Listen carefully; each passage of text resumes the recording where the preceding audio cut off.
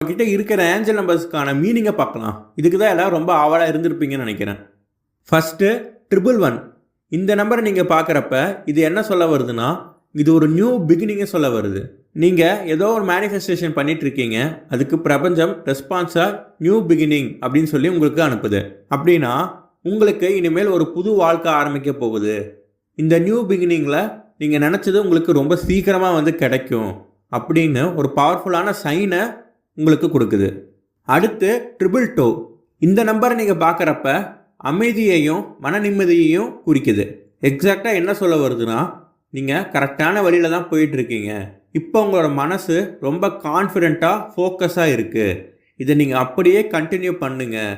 இந்த ஜேர்னியை அப்படியே நீங்கள் தொடர்ந்து பண்ணிக்கிட்டே இருங்க. நீங்கள் நினச்சது உங்களுக்கு ரொம்ப சீக்கிரமாக வந்து சேரும்.